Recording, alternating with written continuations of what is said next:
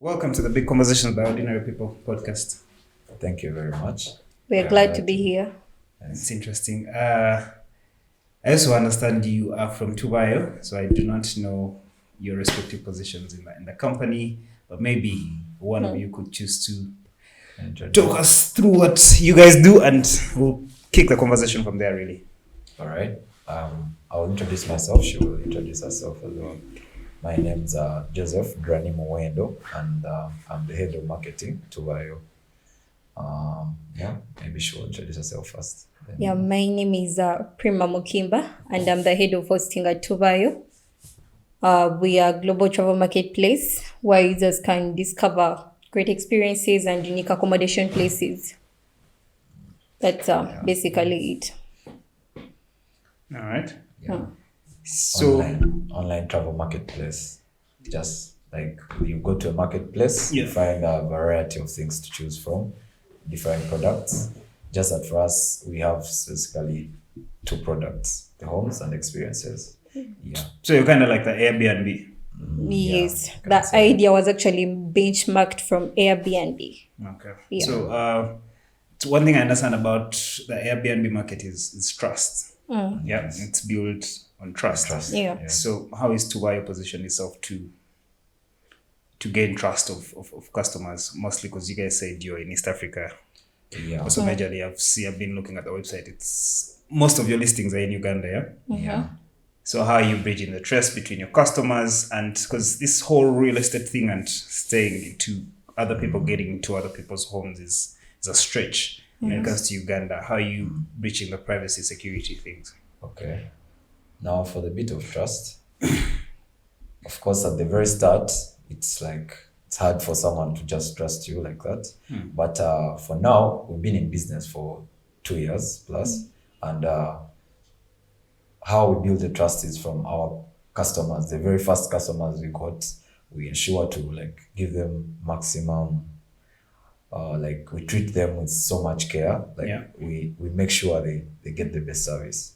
Yeah, and it's from these people that they are going to spread the word.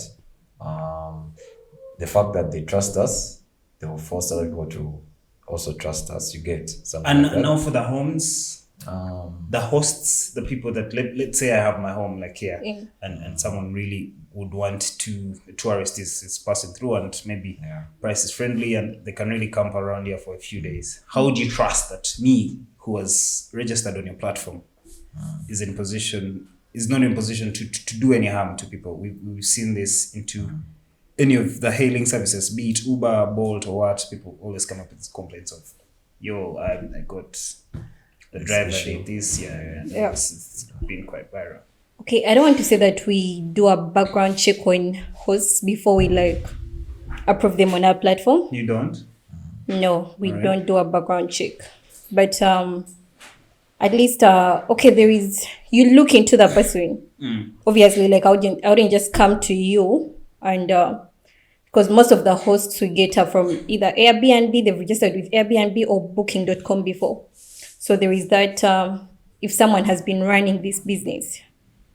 So you don't have room for entirely new guys like me. I'm frustrated by Airbnb, frustrated by probably booking.com, and I want to come to Tuvayo. No, we do have room for new guys because you can list your property on different platforms. Yes. Yeah. So we have room for new hosts. Yeah, but that thing that this person has already been in this business for a while, so it's not. Yeah, then also really. When the person is signing up to become a host, they provide us with the information, and some of that information is what we use. At least we can track you down in case of any issues. Yeah. And also that we get to engage. In this case, what's the information that you're talking about that can be used to track me down? We get a picture of your national ID. Then we get contacts definitely contacts. Yeah. Your email, at least you cannot run away from your email.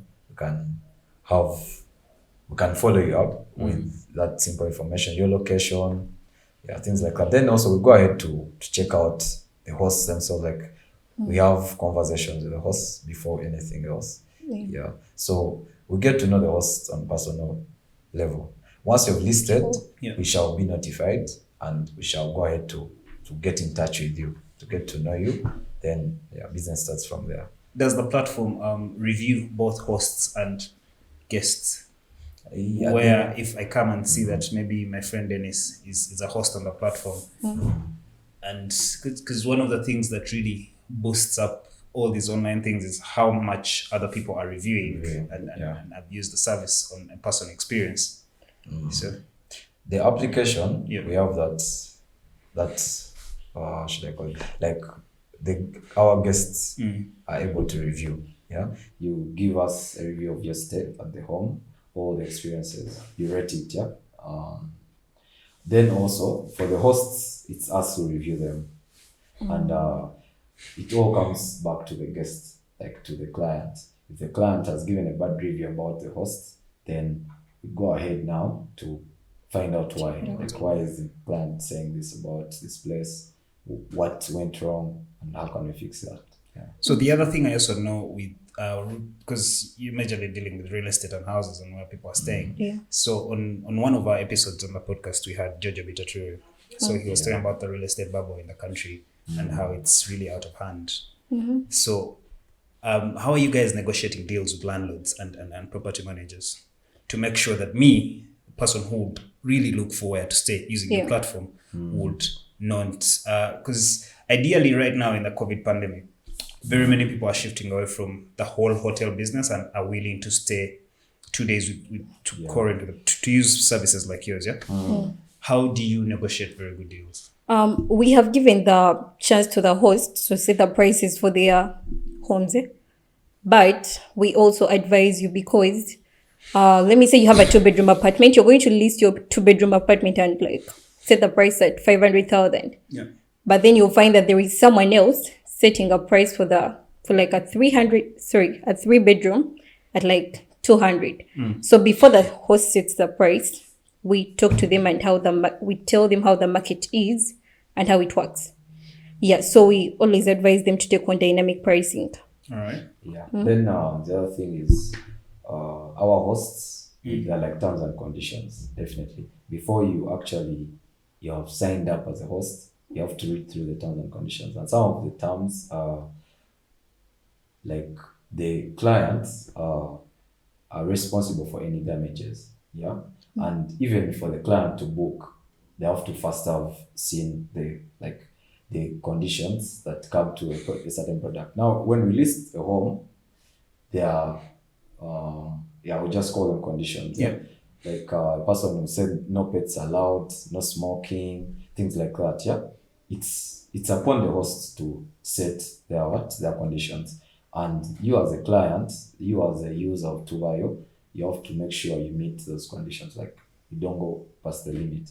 So that is like a contract between our users and the hosts. So the fact that those conditions are there, the terms and all, it gives the host some like confidence, because of course if you breach the rules, you have to face the penalties, and those penalties are usually definitely financial. Why I actually bring this up, because Airbnb dropped some sales because most of the people that were listing on it were actually hiking prices to an extent that prices were now getting higher than hotel prices, which now defeats the purpose. So there should be some kind of legislative regulation from you guys to make sure, because they're very good properties. Now, if it stays in the hand of me, the host, to really put my price and how I want it, becomes a big stretch to really get in good prices. And what we're looking at here is customer satisfaction. For me to be able to conveniently get. Good, you even like pointed that out. Most of the time when you introduce this idea to someone, they look at the earning part. Because when you tell someone that you can earn 300K per night, they get excited. So they're in for the money. Yet, in actual sense, you're like supposed to like put the guest first, because pricing your home at like a lower price is going to give you more chances of getting more profits. Yeah. Instead of pricing it at a very high price, because in a month you could get one booking. But me who has set my price at in a month I could get like 5 bookings or even more. True. In a week I could get booked like 3 times. Yeah, so I think we are working on educating the hosts on how to set prices for their places. Then how are you handling legislation between the hosts and things like government? And do you guys have any interference between how government interference? No, not really government interference. Let's say things turn and my house, I'm slapped with taxes and things like that. Then I've been listing on your platform. What happens? Yeah. Okay. If you read the user guide, because we always share this with the hosts, we advise them when you receive your income, like try to save up as much so that you can be able to cater for such issues when they come up. Okay, good. Actually also that part, if we actually get to know that the host is not paying the taxes, because it's an obligation for every citizen to actually pay taxes. So we have a percentage of the money they're making. That we put aside to cater for that. So if the host is actually not paying the taxes, we are going to go ahead and pick that money for them. It's like we're doing them a favor. But so something like that. That's how we are managing that bit. But at least I can say 100% of our hosts pay taxes. So now, how is Tuvayo creating value for the customer? Unique value, because that's the whole point. Why would I choose Tuvayo? Why you would choose Tuvayo is at Tuvayo you're able to, like, imagine you're able to book different travel experiences in one place. Like, I wanted to go to Ginger, but I do not have to make several calls to like get something I would want to do. So at Tuvayo we've brought like everything in one place. It's like you're going to Jimmy and you buy this. Yes, that's how it works. Then also variety. You see, one thing that derives satisfaction is having a wide selection. Like, you're supposed to have variety for you to choose out what's best for you. And that's what we're giving the people. We have very many homes. We have over 500 homes listed. Very many experiences, unique experiences. So that's also another valuable thing that people need to look at. The other thing also is how you're able to discover something you can do that you didn't know that existed. You get it? That's the bit of experience. What do you mean by that? The excursions you guys list. All right. It also comes back to the local guide, because we are giving value to the client, but the client is also impacting the local guide life like positively, because now I didn't know that in Ginger there was like I could go to Ginger and like do tubing the Nile, I could go to Ginger and go on the water slide. But then those experiences are hosted by the locals. And before we didn't even know these things existed. It were only the people in that local community. So whenever we reach out to those people and then they come and list their experiences with us, we are improving their lives. So how is your contact between you and the locals? Because I'm imagining these guys at the lake don't even have smartphones to really go to the websites. How do you then handle this? That all comes from the sensitization. It's the process. That's all in the process of listing the experience. Once a person shows interest of listing, then we get to help them. Not every Ugandan actually uses a smartphone, and the very unique experiences are hosted by the locals, as we call them. People who are not so very literate. So we go ahead to sensitize them. We tell them you can do this with your phone. You can once a booking has been made, you get a notification on your email. We help them open up emails. Yes. So all that goes back to the groundwork. And so you guys do all this groundwork? Sometimes you have to go out there and look for those people. Or if I come from Bali, so I can make a call to my people, or I know there is something there that I feel like people should get to know about, people should see. I'm going to make sure I get it on the platform. Okay. Right. Last week I had someone like reached out to me from Twitter. He's called Samson. Yeah. He's from Bujiri, and when I started working, I never imagined like I would get such a person. And then he told me something that I really liked. He's like, we have a lot of undiscovered, a lot of amazing things in Bujiri, and I want people to see them. Yeah. Like, he has no idea like how, but the fact that he wants to start, like he doesn't even know where to start from, but he just has that passion. Yeah. Like, for me, it was something. Yeah.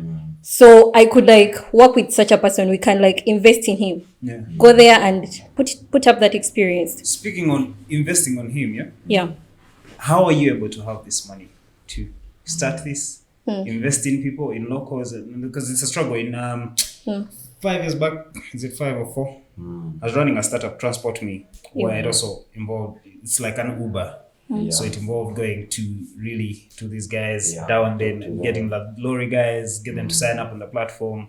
It was a stretch. First of all, of course, the funds moving around, then getting to convince people that, you know what, I'm going to make you business. Yeah. It's expensive. So how are you guys really doing this? Yeah, actually, of course, as you said, it's quite costly. Yeah. Yeah. But before we took on this task, we went down to forecast. Like, you get to know that we're actually going to face some money.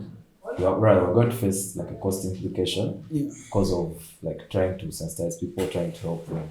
So we had some money put aside. There was like a budget for that. So right now we are able to face it because we actually planned for it.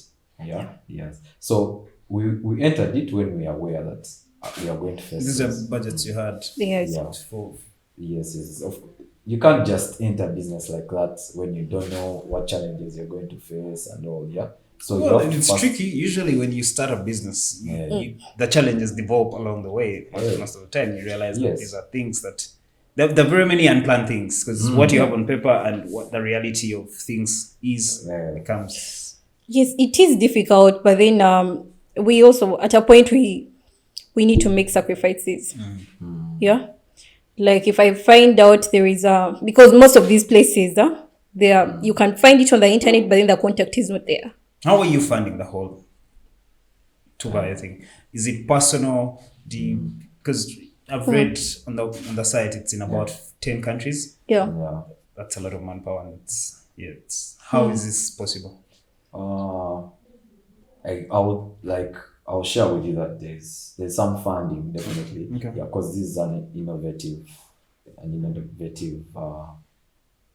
like, it's something we're doing and it's very innovative. Yeah. So we get like some small funds. They are not big now, like the Innovation Village. Right now we are under the Innovation Village, and that's one of the things with like supporting innovators. Yeah.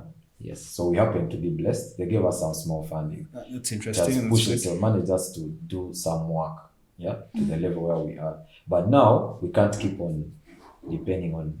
Yeah, because one of the things I also know with e-commerce is the marketing budgets have to be huge. If say, for example, Jumia, which you mentioned, for them to be in position to actually reach out to all these mass markets, they're doing marketing and ads. They're literally spamming our phones every single meeting, and they're spending billions of money into all this marketing. How are you willing to reach there? Because your competitors, Airbnb, do this time. I manage Bellwether Apartments with bookings. I'm one of their booking agents. So we look to get into all these other platforms. But then we should know that, we are sure that, these people can really actually get us bookings, because right now we can, if we're not just willing to list anywhere. I remember at some point we listed at, Jumia had something called Jumia Travel or something like that. At some point, I think they closed Uganda. So we're listing, but we're not getting anything from it. But because it was also very ignored, they're not doing the marketing we want. So if I want to register Bellwether Apartments on Tuvayo, what's the guarantee that I'm going to get orders from you guys? The guarantee, first of all, we have a big outreach. Yeah, that's one thing you should be sure of. All right. Yeah. Our market is wide. Yeah, it's right now it's among the top the top 3 recognized brands in Uganda. So that's already assurance. So where do we find the stats? The stats are on here. Right now you can actually check. You can check Play Store, Yeah. You just type in tourism. Yeah. You'll see Tuvayo comes second. That's interesting. That's good. Yeah. So that already, you doing that, Yeah. you have assurance that, hey, man, these guys must be actually doing some good work. True. Then also the other assurance is like something you can see, but for yourself, like you go somewhere and you meet someone talking about Tuvayo, you have friends who are telling you about Tuvayo. That's already something. They've penetrated the market. Yeah. Great. Yeah. So that's the assurance that we can give you. Yes. And also the wide selection. Yeah. Very many homes we list. We have over 500 homes. If you came to a platform and these guys have 10 homes, you'll be discouraged. You'll be like, why aren't these guys having 1,000 homes? Why are they having only 10 homes? Yeah. So you will think, you're like, okay, maybe they're not that efficient. But if you come to a platform and these guys are having a listing of over 1,000 homes, that's a guarantee that people are actually fighting for it. They're yearning to be on the platform. So why would you miss out on that? Yes. So you have assurance that. Now, as you guys were running this, what inspires you guys to start this whole Tuvayo concept? What inspired us? The fact that we are Ugandan, we are African, yeah. We wanted to have something of our own. You see, when you look at Airbnb, Booking.com, if they asked you where the headquarters of Airbnb are, you have no idea. But it's a business that's operating here in Uganda because they've entered everyone's minds.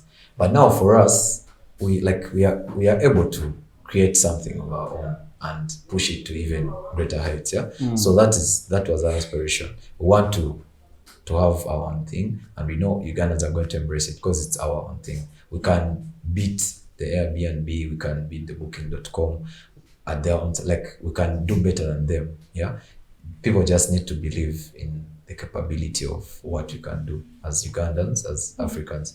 So yeah, that's our biggest inspiration, and we know we are going to be the biggest travel marketplace in Africa, and we shall go ahead to also tap into the outside countries.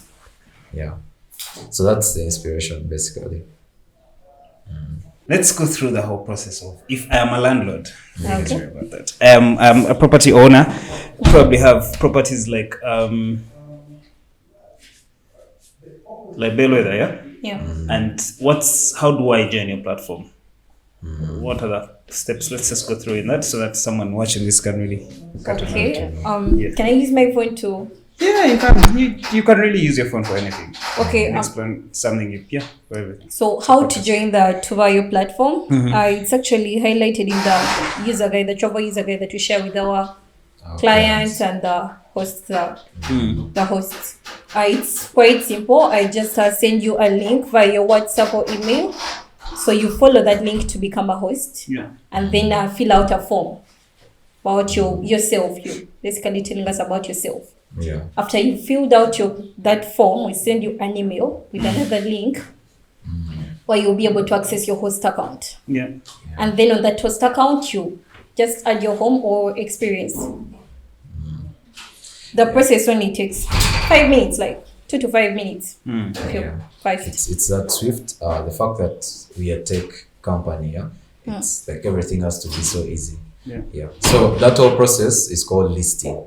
Yeah. The process of you having to put your house, your experience. Do you is there like quality control things I have to match with a picture, how I present my bathroom? Do you have any terms to that? Things like that. Or me, I can just wake up in the morning and get my blurry phone and just take pictures. No. We always advise the hosts to take very good pictures showing all parts of the home. Because when I'm coming to book your place, I do not want to, I'm going to first look at the images. What's going to pull me to book your home? Show me something unique. Maybe not in the pictures, but in the details. Tell me something about your home that's going to pull me to book it, pay for it. Yep. So in case where I have a guest come through Tuvayo, come to my house, and they break my sink, what happens? That goes back to the terms and conditions. Yeah, you as the client, the user of the house, you're liable to any damages once you're booked like this. So it's upon you to be careful. You're in this place, like at the back of your mind, you need to know that this place belongs to someone who earns an income from that place. The way you found it is the way you're supposed to leave it. So if you've made a mistake or if you've vandalized property deliberately, for us we will not know that, but you have to cater for that. Yes, you have to be responsible for your actions. So that is it. Like the client will not leave the place without fixing that. All right. Yeah. Okay, that's quite interesting. How is this whole? Because one thing I've been realizing into this whole housing, real estate, and tourism industry, it has been greatly affected by the COVID pandemic. Yeah.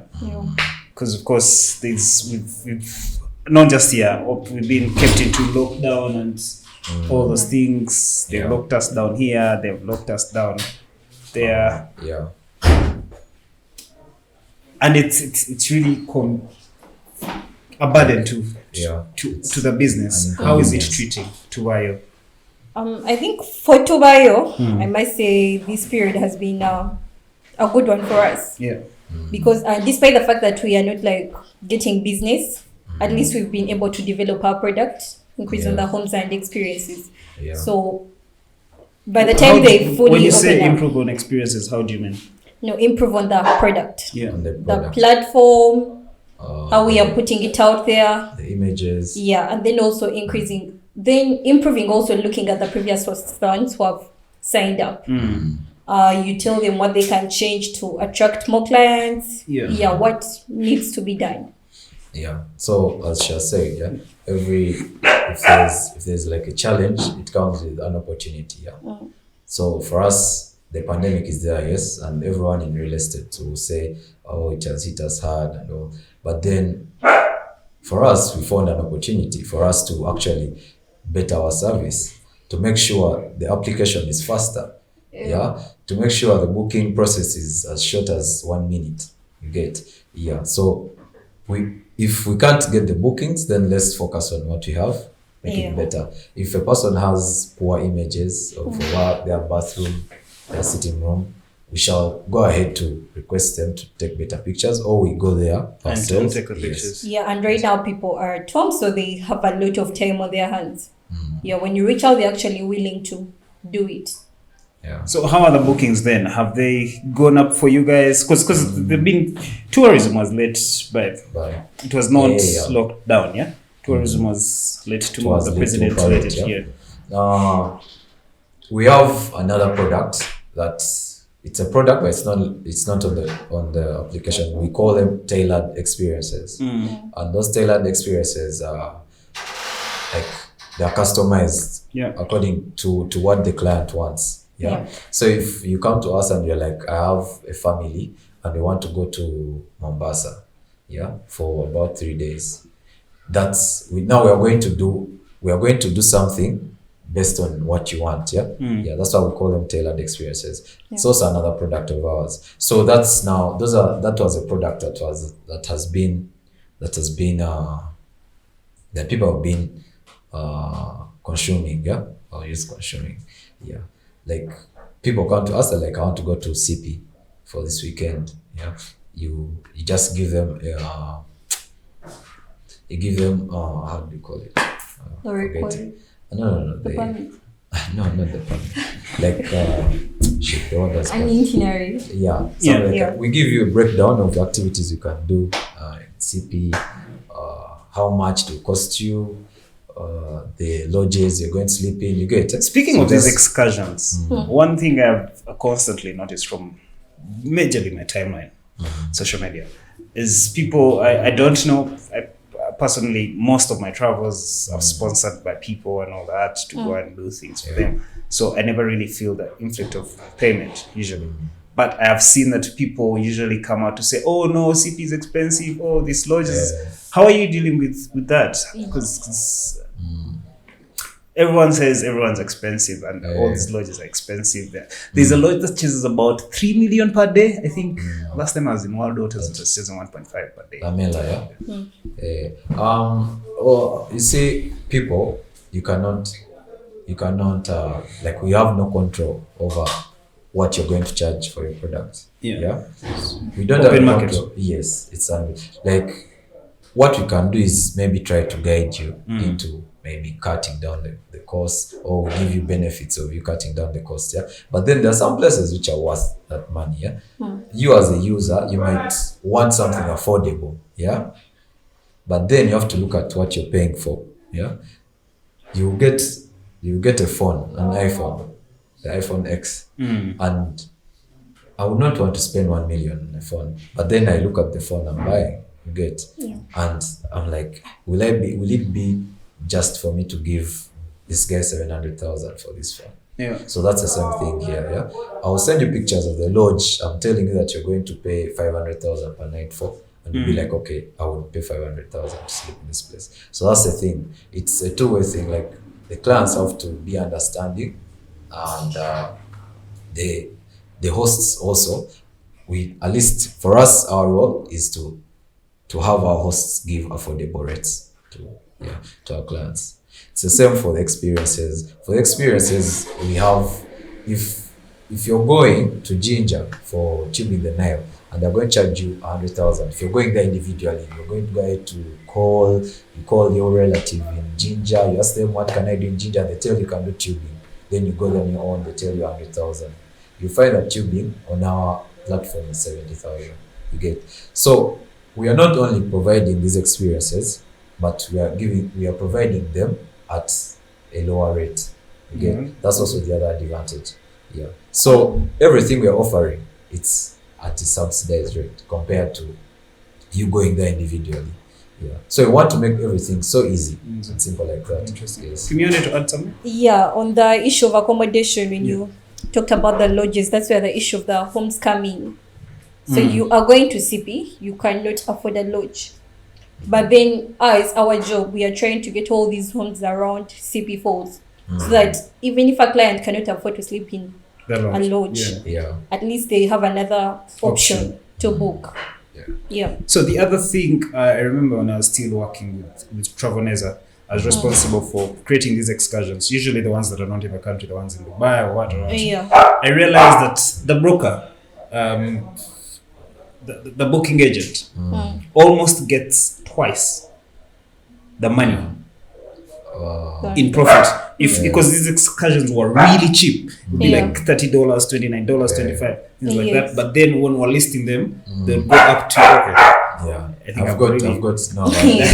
People will have to edit this because now I'm putting share. But yeah, the broker and the prices are extremely high. So what's the whole difference? Why don't I then, as someone who is tech savvy and can search through?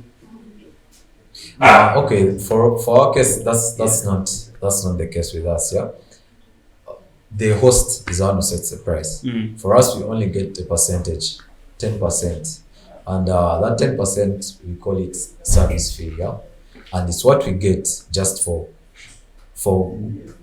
it's like bringing that service closer bringing to that you. service closer to the client. So if the host goes and tell us that his experience will go for 100,000. For us, we get off 10%, and all these 10% and all they're all automated. Yeah. Once you make a booking like this, we shall get off our 10%, and the host will get the rest of their money, the 90%. Like so even when the client is booking, it's reflected, like they know that they are paying that service fee. So the experience is 100,000, but as you're booking in that process, the money will come 110,000 plus that 10% service fee that you're supposed to pay to us, because that's how we earn. So the host is assured of their 90%. They're still getting their money.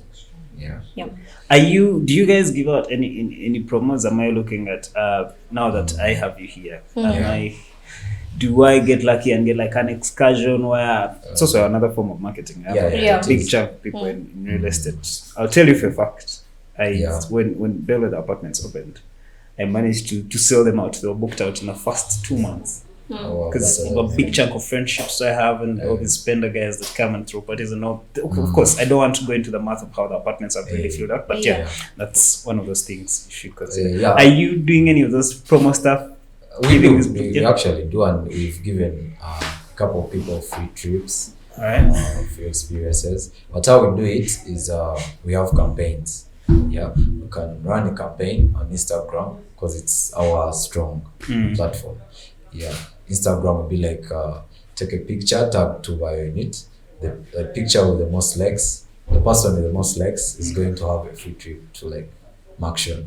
Personally, I don't even believe in them. Vanity metrics and how many likes someone gets or stuff like that. But I believe that if I got one of those things, I'd get this whole team to that and we vlog the whole experience and that would make you. Which is okay for us to So the tourism industry, how do you suppose the government could help your service, maybe pick up more sales and stuff like that? Because I've seen they've also embarked so much on marketing Uganda to the outside world. Okay, for me, the government usually runs the tourism board. They usually run when they're marketing the tourism industry, they always get us my issue is always with the ambassadors that we get. I think they should actually tap into these locals because we have so many guys around who are doing domestic tourism, people who are well versed with it. But then they go get these people that they usually choose, they are known. Yes, they have great publicity and what, but they do not know what's on ground. I think we should focus on getting people who are already on ground, who have done this thing. They have great experience in it. And then also they should support us, like these lodges.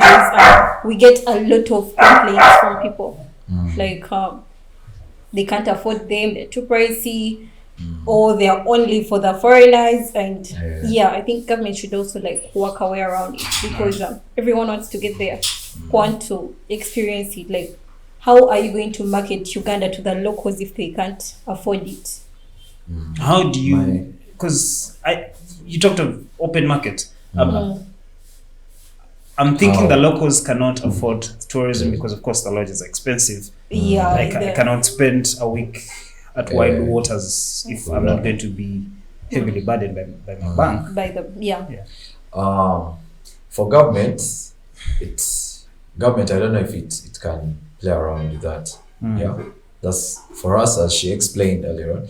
Like we are, if now like Maction, there's job. It's very costly. But then there are also other options. That's when now for us we come in. We make sure at least in a location where there is a prominent tourist site. We have like homes around. To make it easy for people who might not afford the lodges to settle for these homes that are cheaper. Then the other bits on how government can help also is to invest in the locals. Like people have unique experiences, but they don't have the money, they don't have the finances to actually give a better service. So the best way they can do is empowering these locals to be able to give us a 5-star experience. We are listing them because we want them to get clients. But we know even the services they are providing can be better. If government goes ahead to tap into them to fund them, because we would wish to fund them, but you find that like would be like overstretched. Yes. So let us empower the locals. We grow our domestic tourism industry because it's a big industry here in Uganda. Where do you still see some gaps in the tourism industry? The gaps are, I think, people, the Ugandans, don't know how much their country is blessed. They don't know the value there is in this country. They don't know, they are like not, how should I say?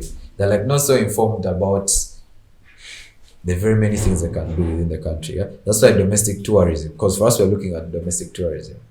Yeah, empowering everyone. Yeah, once you support your own, then we're all going to grow as one. So the gap there is people don't know that I can go to Ginger and slide into the Nile.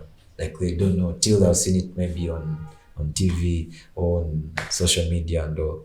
Yeah. So the best thing they can do is to ease that bit of us marketing. Because now me to go to TV, I have to pay. Yeah. To talk about my product. These are things that should be free. If I'm into tourism, I should be ready to go. I just wake up today, I'm like, today I'm going to XFM to talk to people about how they can book these trips and all. Yeah, like free of charge. So they need to do away with that, like those rates they always charge. Yeah, they call it airtime. Yes. So those are some of the things they can do. Let them make it easy. Let them ease our job. Yeah. Us as tourists, people in the tourism industry. Yeah. That's what I can say. And then I also see a lot of people saying they would rather spend that money. Okay, when you tell them maybe a place like $1,000, someone tell you I would rather spend that money in Dubai or like this other country. But you as a Ugandan, why would you say something like that? I mean, I think people should love this country because there is a lot to love about it. Okay, aside from all that political thing that's going around, but I don't know, why would you choose to invest outside when like there is more to be done? Because when you invest that money in your country, you're going to improve someone's life out there.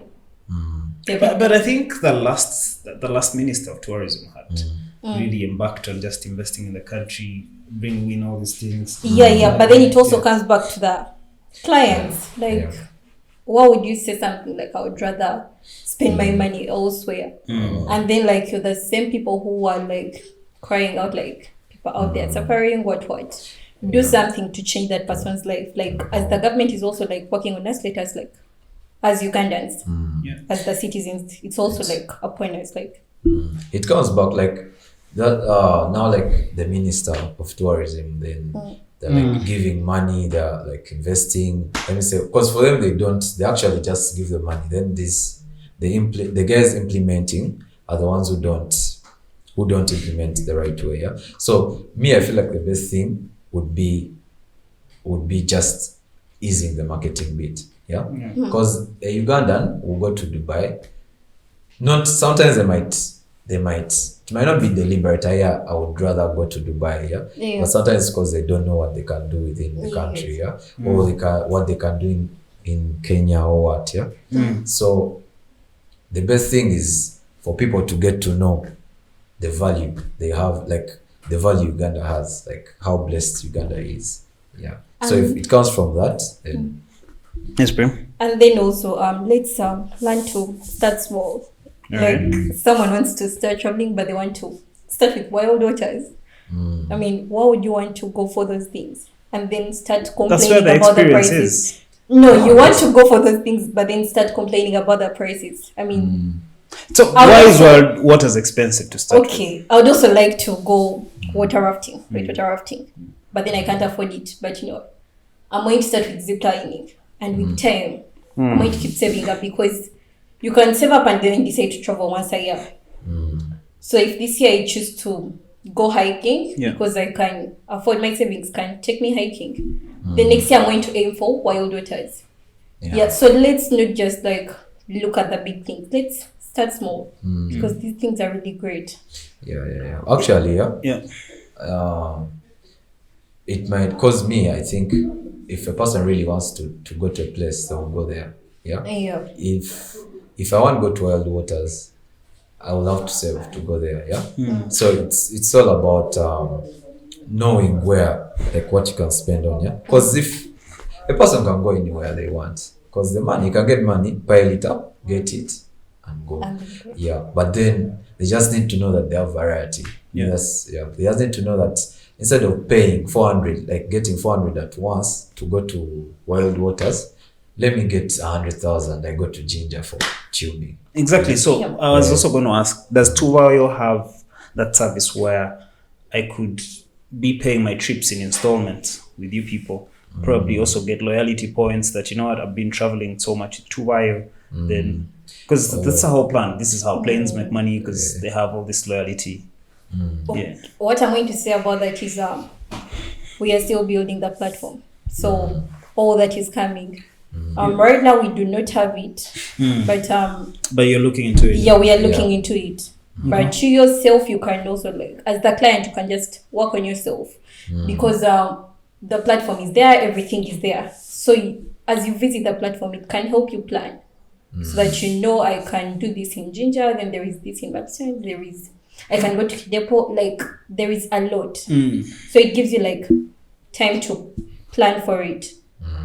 Yeah, actually, that's it's a very good point you brought up, because I think you should very many consider people are people are as long as you see people travel with a plan, So Yeah. and the most guaranteed way you could have a customer is if I know that I go probably I'm flying out in Dubai or wherever wherever your excursions are, and I want to go and it's expensive. I can start saving up with you.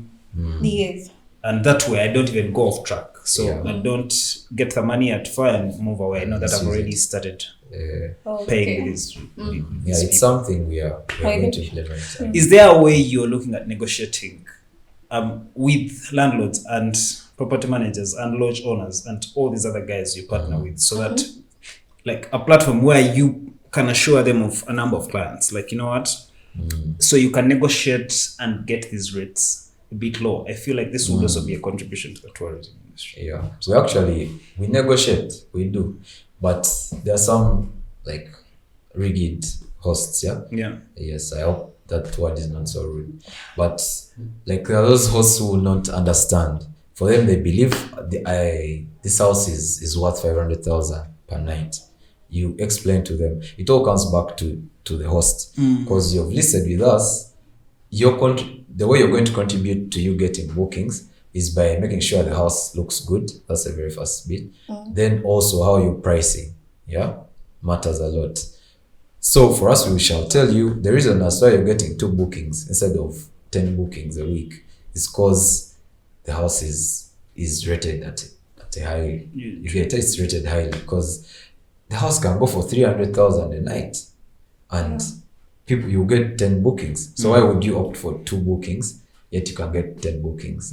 So it now comes back to you as a host. You think through what we've shared with you. There are clients who have had to, rather hosts who have had to drop their prices because we've negotiated with them. Those are cool. But then there are also those who have stuck to their prices. All those hosts who feel like they're not so after the bookings. They just want the house to be there in case a host want a booking come through. It's welcome. In case it doesn't come, they're okay. So that's why now we want to have like 1 million houses. You get, there will be very many homes you can book less than 100,000. You get, so you choose from those. Then there are also those clients who they can afford a house of 1 million per night. So we want to cater for everyone, though the rich. When did you guys start operating? In 2018. 2018. That's how many years from now? That's 3 years. 3 years. Just to add on what you said, I don't know if this is if I'm supposed to, but actually tour operators get lower rates for hotels and lodges compared to the ones that the hotels give you. So if you book through Tuvayo, you're going to get it at a cheaper rate than what you would have paid if you went there. All right. So that's interesting. So 3 years in operation, what are some of those challenges? And this is because we're concluding. What are some of those challenges you've found in this whole business? I think, for me, I work directly with hosts. My biggest challenge has been trust. To get the hosts to trust us, the fact that we are a local company. You tell someone to buy and they're like, oh, you're locals. You're like, yes. And they're like, but my place is already listed on booking.com, Airbnb, and I'm getting a lot of clients from Kenya or maybe like outside. So they have that thing. They don't really want to let locals in their space. So it's convincing them is quite hard. It has been hard. I feel that is because of your user interface. If it's presented as well, it doesn't really matter if you're local or not. Okay. But as the other challenge, is the thing I just talked about of how rigid some hosts are. Like you try to help them make money, but then they believe they can do it on their own. Like they don't need guidance and all. Yes. So that's another challenge. Like people need to be open-minded. People need to welcome ideas because we are here to empower everyone. We want to see everyone making cash because once they're making cash, we're also making. So they need to be ready to adjust, ready to listen. So I think that the challenge is just rigidness. That's it. But there have not been so many challenges. That has been it. For the funds bit, that's just once in a while. Of course, there are those seasons when the funds are low and all. But you have to hope for better days. You just keep pushing, and that's it. That's it basically for the challenges. And then also some other thing with the hosts. When people come and they list their places on the platform, like someone will come. Actually, most of the time they do not want to do the listing themselves yet. Like it's better if you did it yourself because you learn. So they ask you do it for them. But then people are just going to stop at that. They do not bother following up or doing anything. So someone wants you to put up this home and then also like push everything. Like they expect sales right away. They expect bookings right away. Like for them, the only time they will come to you, the only time they will come back to you is if they're not getting bookings. Yet it takes a lot. Like we have to work together. Like they expect to just put up the home and then sit back and wait. Okay, that's how it's supposed to be. But then it takes two. Like you and I. If you're not helping me help you, then we're not going to achieve anything. And then also, if you put up a home with us, I feel like we should push people to like book through the app. Because it's not right. Like you put up a home and then you go behind me and. How are you handling something like that? Because we're in a world where it's really every man for their own, for himself. So if I have a very good client that I've gotten from Tuvayo, and they probably fly back out, and the next time they're coming back, they contact me directly. It does not matter if I am such a very good human being. It does not matter if all my checks are. I'm the Jesus of this world currently. It doesn't really matter. So I'll definitely just let them. It will just be instinct to be like, no, you can just come and we'll have a partnership. So what's your control on something like that? There's no control. To be honest, there is no control. All right. So it's all about. It comes back to you. To you as the host. You have gone ahead to list.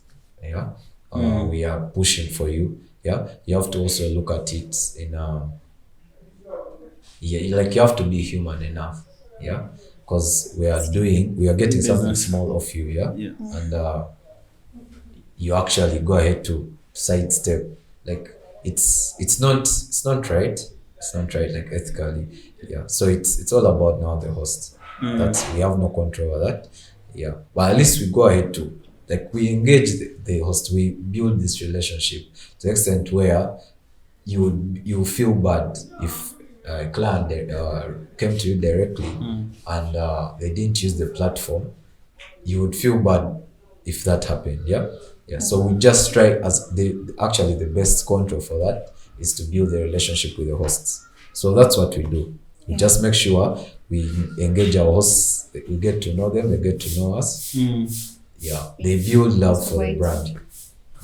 Okay, interesting. Now, as we conclude, where do you see Tuvayo in the next 5 years? Tuvayo is going to be the biggest travel platform in Africa. I'll give you a call in the next 5 years. Make sure you do. Okay, for me, it's all about like getting everything in one place. Like that's crazy. And I just can't wait to see people embrace this change and take it up, give it a chance. We want to be having over 100,000 bookings in a day. And it all comes with how many bookings do you now get? I don't know if it's comfortable sharing numbers, but it's yeah, helpful when people listen. Averagely, you get 20 bookings a day. Alright. Oh, that's cute. The days you get 30 bookings, the days you get 20, the days you get 15. Yeah, but the average is 30, 20. So yeah, like we are going to be bigger than people are expecting. Yeah, we just need everyone's support. We need people to know that this is their own thing. That's why I called it Tuvayo. Yeah. You cannot say Tuvayo and you're there. Ugandan. Yeah, like everyone will know, hey, this is a Ugandan thing. Must be a Ugandan thing. Yeah. So it's all about love. People need to give us love. If a person loves you, they will be able to recommend your business. They will like share with their friends, their colleagues abroad.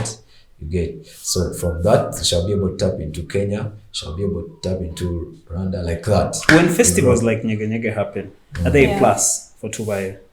Yeah, they are, because we have very many homes in Ginger. Okay. Yeah, and that festival is very big actually. Yeah, it's seventh biggest in Africa. Very big numbers, and these people need accommodation. Some people are not going to sleep at the festival. Yeah, so it's a plus. Okay. It's a plus because it brings business. Premier restaurant. And then, we are also building connections, growing people's networks. Yeah. Because look at it, how many people are you receiving in your house? And who are they? These people are going to have an impact on you sometime in the future. So that alone is, I feel like people should really look at that. Yeah, it's such a big thing. Yeah, because personally, I joined Tuvayo this year. So it has been a really great journey for me, and I see the future is really good. Right? Yeah, it's really good. Starting out, I had a lot of doubts, but right now, the way things are moving, I'm positive. It's all going to be great. Yeah, but you should just be ready to see something great. You should just be ready to be proud of where they come from. Yeah, and then for me, I'm also looking forward to the journey to Mars. It's our biggest goal. Yeah. It's our target. We have to 2030. We're going to be the first African company to take people to Mars. Yeah. Oh wait, you guys are planning on taking people to space? Yeah. So we are working towards that, and every day when I do something, if I add a host to the platform and experience, I feel like we are getting closer to our goal. Yeah. And so just sharing this with the public it feels really good. For me, I get so excited whenever someone signs up or whenever someone reaches out to me and they want to know about Tuvayo. Like, it really excites me a lot. Like, I want so many people to get to know about this because there is so much greatness in it. Yeah. I hope I'm your first customer to space. Yeah. And the first thing you can do if you want to come with us is download the Tuvayo app. Yeah. Download the Tuvayo app, sign up, look through it. We have blogs. We have like a part of blogs. We've added the blogs part on the application. There are like articles written about Tuvayo, the whole journey, how it started. There's even more detail. We didn't get a chance to maybe share all that detail, but all that stuff is in the blogs. Please, if there's details you want to share now, please do. There is also a Tuvayo song, and it's really amazing. Yeah. I should give this song a chance. You probably I don't know if you can have it on the podcast. You'll have it play on the podcast. Yes. From the start to end. Yeah. So that is it. I think. Thank you so much for honoring this. Looking forward to seeing how impactful this podcast will be. All right. Tuvayo the business. Thank you very much too for hosting us. It's and been cool. Yeah, sure. Okay. Thank you.